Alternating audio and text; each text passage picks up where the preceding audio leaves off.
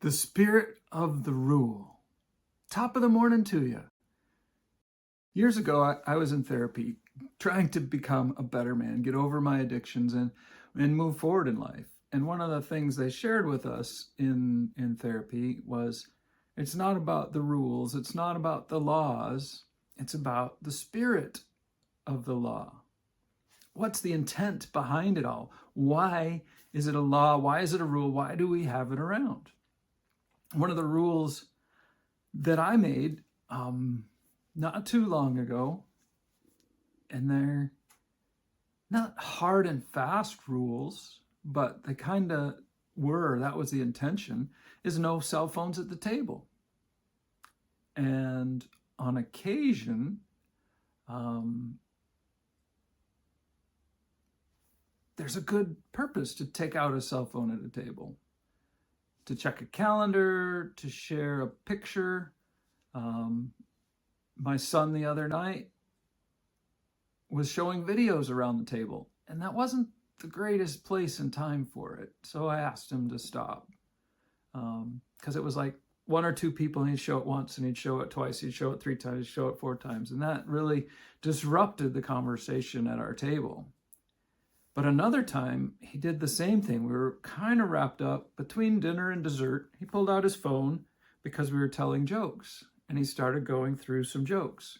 He wasn't sharing the phone with anybody else. He was bringing into the conversation, into the family time, some fun and levity. And that was appropriate.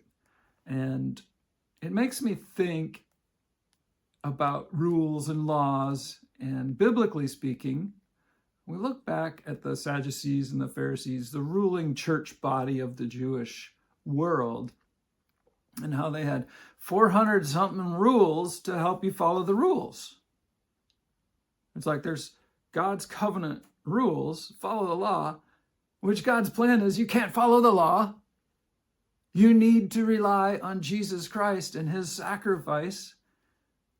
But they felt that, hey, we can follow the law. And we're going to help everybody by adding 5 laws to help you follow this law. We're going to put 5 laws in place to make sure you don't mess up on this law. For example, Jesus and his disciples were walking down the road, and his disciples reached out and grabbed some grains and ate them on the gleaning the edges of the fields. And the Sadducees, that's a good one. The Sadducees, the Pharisees and the Sadducees kind of came down on him and said, why do you let your men work? Why do you let your people work on the Sabbath? And I'm like, that's not work. I'm just getting food. And that can really get into the way, and it gets down to what's the spirit of the rule. The spirit of speed limit is if we all drive the same speed, there's no passing. There's less opportunities for wrecks and crashes. If I'm trying to think of other examples, but none are coming to mind.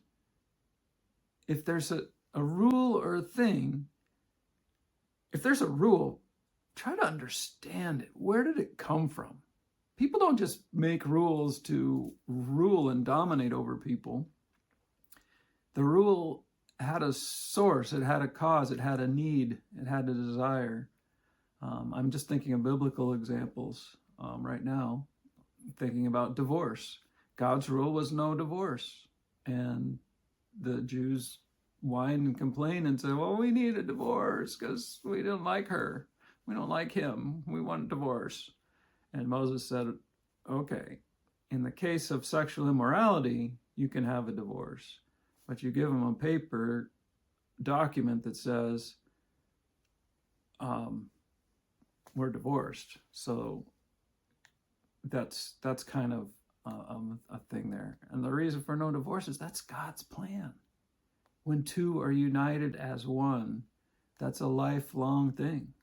And then in heaven, there is no marriage. There is no, we're spiritual beings. There's a new beginning. Till death do us part.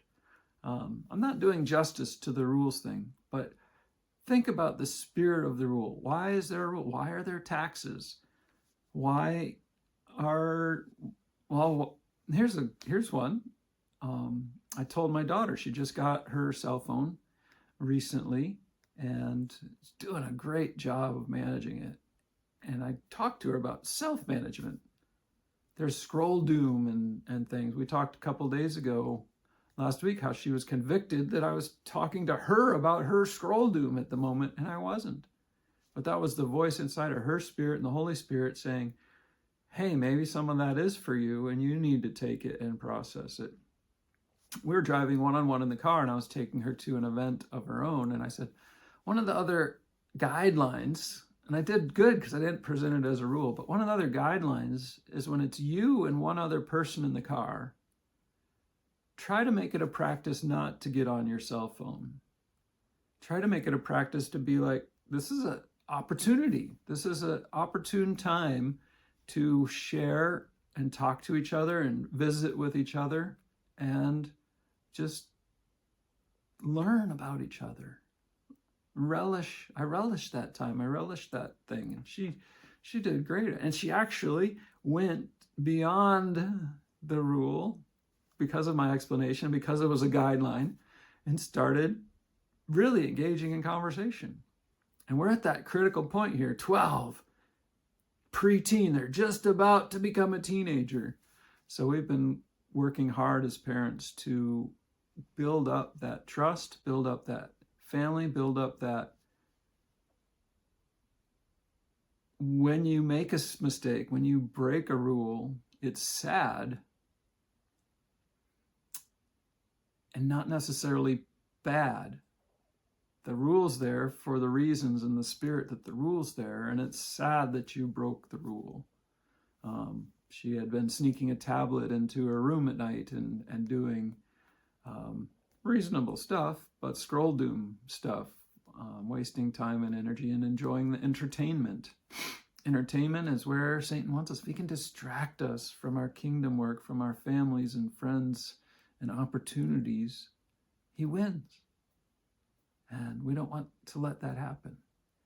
So, why lesson apply? We talked about that yesterday. Your application here is look at the rules that you have surrounding yourself and decide if they still fit, if they need adjustment, if they need shifting. And you be blessed.